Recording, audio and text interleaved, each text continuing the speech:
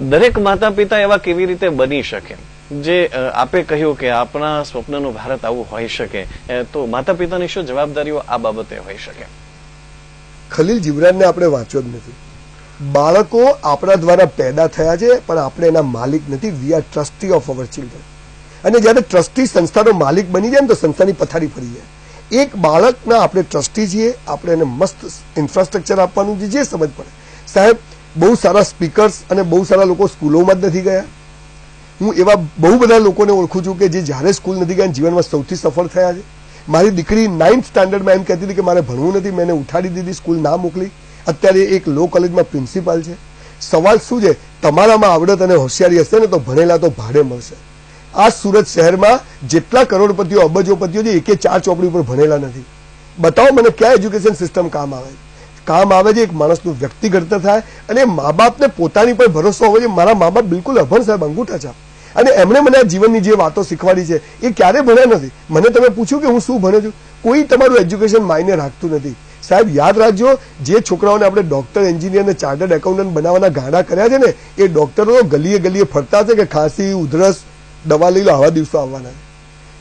અત્યારે સારામાં સારા પ્લમ્બરની જરૂર છે, સારામાં સારા ઇલેક્ટ્રિશિયનની જરૂર છે, સારામાં સારા ડ્રાઈવરોની જરૂર છે, સારામાં સારા બોડીગાર્ડ્સની જરૂર છે. કેટલા બધા સેગમેન્ટ એવા પડ્યા છે કે જેમાં માણસો જ નથી, એનું કોઈ કામ થતું નથી. એટલે મા બાપ એ સમજી જશે કે મારા બાળક શા માટે 10મું 12મું FY SY TY. હું અહીંયા વચ્ચે એક નાનકડી વાત કરી દઉં.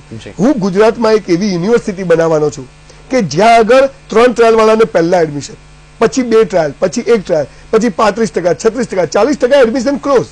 ઉપરવાળા જોઈતા જ નથી.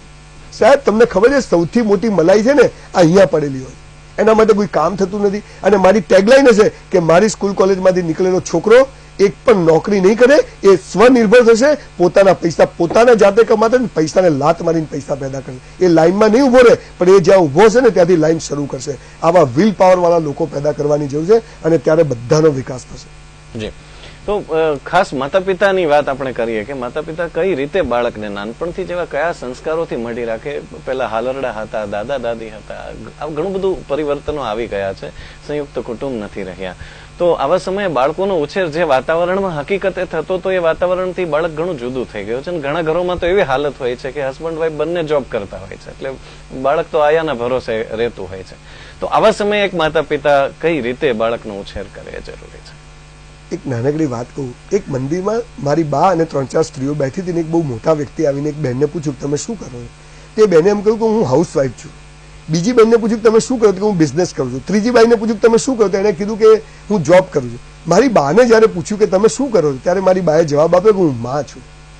જયારે દરેક સ્ત્રી એક માં બની જશે ને સાહેબ, આ સ્કૂલો બંધ કરી દેવાની જરૂર જ નથી કોઈ સ્કૂલોની. એટલું ઘડતર થઈ શકે એમ છે. પણ આખી દોડ, પહેલા નંબર આવવાની દોડ, સતત ટકી રહેવાની દોડ, તાણ, ઓલવેઝ ટોપ પર જવાની વાત, સતત હરીફાઈ, આ કરીને આપણે માણસને પાગલ કરી નાખ્યું. બધું જલ્દી જોઈએ, મેગી 2 મિનિટ જોઈએ છે બધાને. બધું બાળક 9 મહિને નહીં 7 મહિને જોઈએ છે. 10મું ને 12મું ભેગું થઈ જાય તો સૌથી સારું. આ જે સ્પીડ પકડી છે એવા સમયે હું જે વાત કરું છું, જે આપણી ગીતા, કુરાન અને બાઇબલમાં કહ્યું છે, વિવેકાનંદે કહ્યું હતું કે આપણા સંસ્કારો અને સંસ્કૃતિની જે વાત હતી એ અભ્યાસક્રમમાં લાવો. તક્ષશિલા અને નાલંદા વિદ્યાપીઠો ઊભી કરવી પડશે.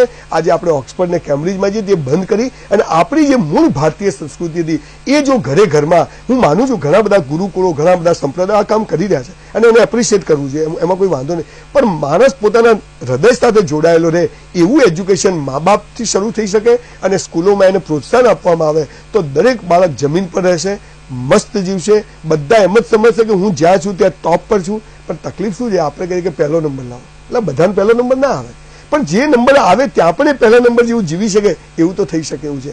આ અહોભાવ પેદા થાય એવું એજ્યુકેશન લાવવા, એવા શિક્ષકો પેદા કરવા. તમે જુઓ સાહેબ, એક ચાણક્ય એક સાવ સડક છાપ માણસને રાજા બનાવી દીધો. એક શિક્ષક શું કામ કરી શકે? મા બાપ, આ એડિસન જે વૈજ્ઞાનિક થઈ ગયો અને સ્કૂલમાંથી કાઢી મૂક્યો તો એક ચિઠ્ઠી લઈને, અને ઘરે આવીને એને ચિઠ્ઠી આપી. તેની માએ એમ કહ્યું કે આમાં એવું લખ્યું છે. એની માં રડવા માંડી. તો કે શું લખ્યું છે? તો કે એમાં એવું લખ્યું છે કે તું આ સ્કૂલનો સૌથી હોશિયાર છોકરો છે અને અમારી સ્કૂલ તને ભણાઈ શકે એમ નથી. સાહેબ આપને નવાઈ લાગશે, જ્યારે એ માણસ મોટો થઈને એડિસન વૈજ્ઞાનિક બન્યો, જેને બલ્બની શોધ કરી અને એની માં ગુજરી ગઈ અને એને જ્યારે જોયું એ તિજોરીમાંથી કાગળ, તો એમાં શું લખ્યું હતું કે તું 1 નંબર, આ તમારો છોકરો 1 નંબરનો ડબ્બો છે અને અમારી સ્કૂલ એને ભણાઈ શકે એમ નથી. આ એક સ્કૂલનું સર્ટિફિકેટ હતું અને એડિસન એની માનું સર્ટિફિકેટ હતું.